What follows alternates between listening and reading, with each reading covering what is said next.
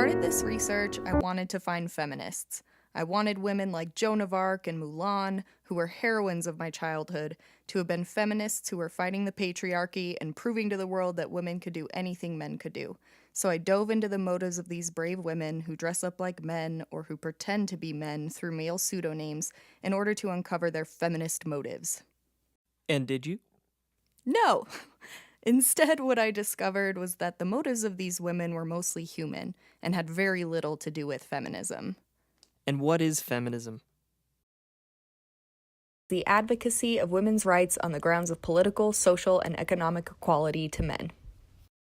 Sisa Abu-Doa is an Egyptian woman who posed as a man for over 43 years in order to provide for her daughter after the death of her husband. يوم وسيبها 6 أشهر ببطني وما لقيتش محنة طلقت الدنيا علشانها بعد ما ولدتي بعد ما مات أبوها يعني ولا شافته ولا شافه قعدت أشتغل طوب بعد الطوب قصرية بعد القصرية قعدت أحصد بعد الحصيد ده عني وده ما خليتش على معيشتي وربيتي قالوا لي اتجوزوا قلت لهم لا لو كنت اتجوزت لكن جيت ابنائي ما رضيتش اتجوز تاني الحمد لله رحت في شارع المحطة عند ناس عمة بستي عملت لي حتة صندوق ورنيش من 81 الكلام ده من 81 بتقول لك تعبانه من غير جوزك يعني؟ لا يا ابو الله يرحمه ويسامحه ايه تعبانه 43 عام مات سايبها 6 اشهر ببطني يعني سنة دولك 41 سنة 42 ومشوا بيها أحسن مني عجزت هي. Like Sisa, most of the subjects of my research were women that set out to accomplish specific goals. In their male-dominated worlds, masquerading as men became the necessary solution for achieving those goals. Joan of Arc wanted victory for France and led armies against her enemy. Dorothy Lawrence wanted to be taken seriously as a wartime journalist and be the very first to report from the front lines. She convinced 2 soldiers to help her look the part, and she forged her way into the British Army. Mary Ann Evans was considered a scandalous woman in her community for having an openly loving relationship with a married man and simply wanted to write without her work being unfairly judged. Scandalous.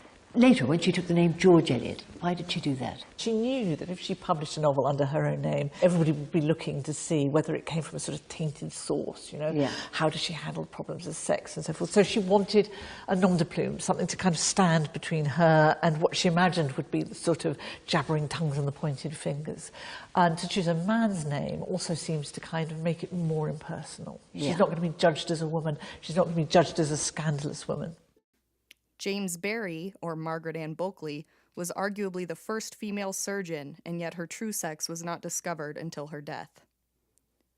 Rusty Kanakogi just wanted to compete in judo, and so she posed as a man and won a major competition only to have her medal stripped away upon discovery that she was a woman. And Catherine Switzer just wanted to run, and was disqualified after bending gender rules and running in the Boston Marathon. I told him I wanted to run the Boston Marathon. And he said, without missing a beat, a woman can't run the Boston Marathon. Women themselves didn't understand that they had the capability. They were afraid of all the old myths of getting a big leg and growing a mustache and your uterus falling out.